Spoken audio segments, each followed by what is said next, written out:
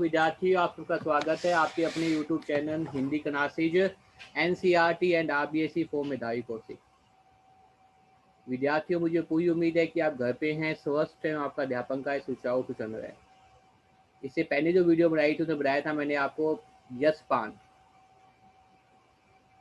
Class 9 course B और सपस के अंदर दुख का अधिकार चैप्टर चल रहा था।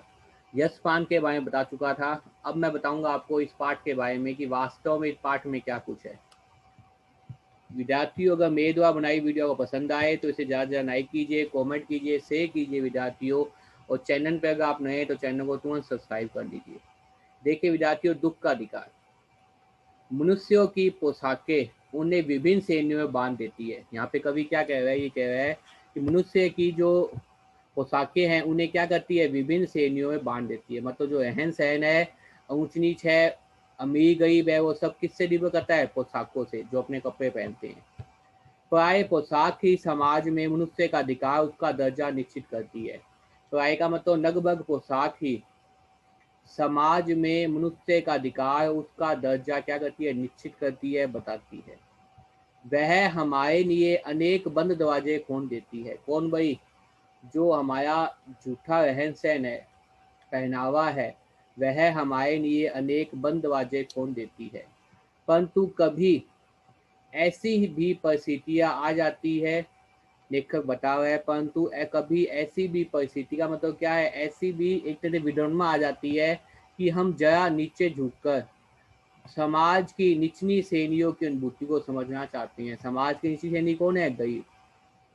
वास्तव में गरीब है, जो जिनके पास पैसा नहीं है, रुपया धन नहीं है, और जो अपना जीवन बहुत ही कठिनाई से जी रहे हैं, तो समाज की निचली श्रेणियों की अनुभूति को समझना चाहते हैं। उस समय ये पोशाक ही बंधन और अड़चन बन जाती है। अगर हम समझना चाहते हैं, अगर हम जानना चाहते हैं, तो उस समय पोशाक की क्या है? बंधन और अड़चन बन जाती है। जैसे वायु की नहरें कटी हुई पतंग को सहसा भूमि पर नहीं गिर जाने देती। जैसे वायु की जो कटी पतंग है, वो सहसा क्या है? भूमि पर नहीं गिर जाने देती। नहीं गिर जाने का मतलब क्या है? हवा के अंदर वो पतंग क्या है? लहराती रहती है। उसी प्रकार खास परिस्थितियों में हमारी पोशाक हमें झुक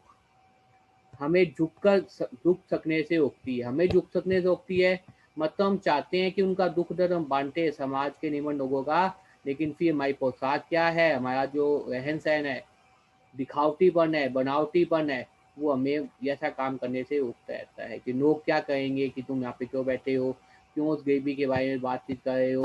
ये चीज़ें क्या है? ये वास्तव में हमारा झूठी रहन सहन है, बनावटीपन है। मुझे उम्मीद है विद्यार्थियों आपको समझ में आया होगा। बाजार में फुटपाथ पर कुछ खरबूजे डानियों में, डानी का मतलब क्या? टोकरी होता है विद्यार्थियों। क्या होता है? टोकरी। बाजार में फुटपाथ पर कुछ खरबूजे डनिया में, डनिया मतलब टोकरी में, और कुछ जमीन पर बिक्री के लिए रखे जान पड़ते थे। बाजार में फुटपाथ का मतलब जो सड़क का एक किनारा होता है, उस फुटपाथ पर कुछ खरबूजे डंडिया के अंदर टोकरी में और कुछ जमीन पर बिक्री के लिए रखे जो जान पत्ते दिखाई दे रहे थे। खरबूजों के समीप ही, खरबूजे के पास ही एक अधे उम्र की, अधे उम्र का मतलब होता है जिसकी ज्यादा उम्र होगी, अधिक उम्र की औरत बैठी हो रही थी। कितनी दुखद बात है। अधे उम्र की औरत क्या हो रही थी? खरबूजे बिक्री के लिए थे, परंतु उन्हें खरीदने के लिए कोई कैसे आगे बढ़ता? अच्छे खरबूजे थे, सही खरबूजे थे, वो बिकने के लिए थे, लेकिन उसे खरीदने के लिए कोई आगे कैसे बढ़ता? खरबूजों को बेचने वाली तो कपड़े से खरबूजों को बेचने वाली तो कपड़े से मुंह छिपाए सिर पर घुटनों के पक पक करके हो गई थी। जो वास्तव में बाजार में आई थी खरबूजे बेचने के लिए, वो महिला तो क्या कर रही थी? हो रही थी आंसू बहा रही थी। अब क्यों आंसू बहा रही थी विद्यार्थी? वो देखिए।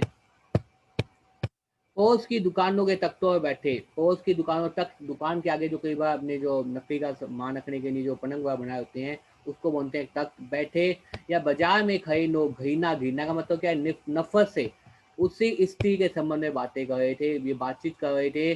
कितनी विडम्बना थी। गई है स्त्री है जिसके जो है वो बेटे का निधन हो गया विद्यार्थियों, और फिर भी ये क्या करी है? समाज में आई है, सामान बेचने के लिए आई है। उस स्त्री का, उस महिला का रोना देखकर मन में एक व्यथा, व्यथा का मतलब दुख, उस स्त्री का मरना देखकर मन में एक व्यथा, एक दुख सी उठती है, पर उसके होने का कारण जानने का उपाय क्या था?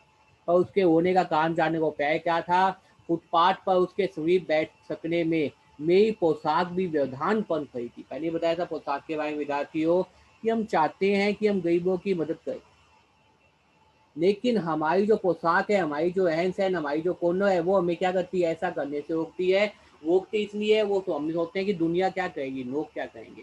तो फुटपाथ पर लेखक कह रहा है, लेखक कौन है? यशपाल है विद्यार्थियों। फुटपाथ पर उसके समीप बैठ सकने में मेरी पोशाक व्यवधान बन गई थी। क्या बन गई थी? व्यवधान बन गई थी। एक आदमी ने घृणा से एक तरफ कूदते हुए कहा, क्या जमाना है, कितना भयंकर जमाना आ गया है। जवान लड़के को मैं पूरा दिन भी नहीं बीता हुई बेहद दुकान लगाकर बैठी है। वो कह रही है जवान लड़का जो उसका बुढ़ी माई का था, जो खरबूजे बेच रही थी, वो मर गया है।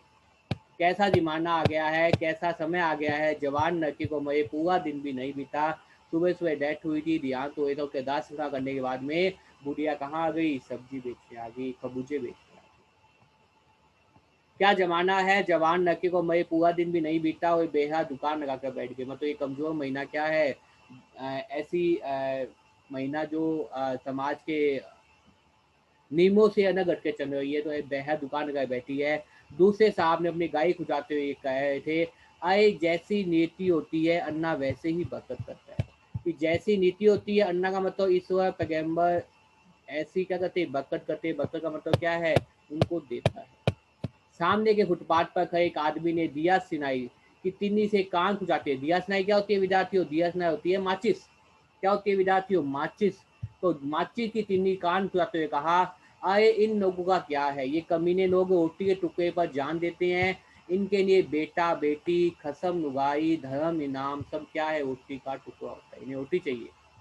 परचून की दुकान पर, कहाँ विद्यार्थियों? परचून की दुकान पर बैठे नाना जी ने कहा, अरे भाई उनके लिए तो मरे जिए का कोई मतलब न हो, पर दूसरे के धर्म ईमान का तो ख्याल रखना चाहिए। अपने दूसरे के जानतों को। घर पे जवान बेटा मरा हुआ है, सामान बेचने आ गए। जवान बेटे के मरने पर 13 दिन का सूतक लग जाता है।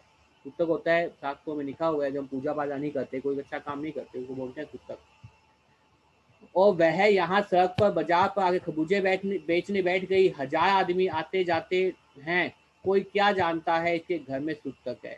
कोई इसके खरबूजे खाने तो उसका ईमान धर्म कैसे रहेगा? क्या अंधेर है। मतलब तो अपने को सामान खरीदते पूछते हुए अभी तुम्हारे घर में क्या प्रॉब्लम है, कोई जिंदा है नहीं है। हम तो सामान खरीद के नहीं आते हैं विद्यार्थियों। वो ये बात बता रहे हैं कि कोई जानता है उसके घर में सुतक है, क्योंकि जवान बेटा मर गया तो कितने दिन का सुतक? 13 दिन का। कोई उसके दबाव कबूचे खाने ने तो उसके ईमान धर्म पर कैसे रहेगा? क्या अंधेर है।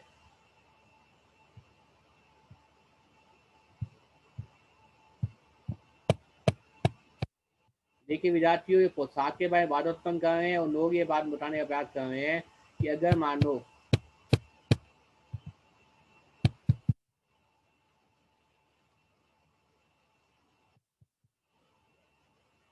पोशाक क्या करती है भाई? वादा उत्पन्न करती है। पोशाक इस प्रकार से जो है वो चाह कर भी हम क्या है उस समय उस समाज के उस वर्ग के साथ नहीं जा सकते, उस समाज के उस वर्ग के साथ नहीं बैठ सकते।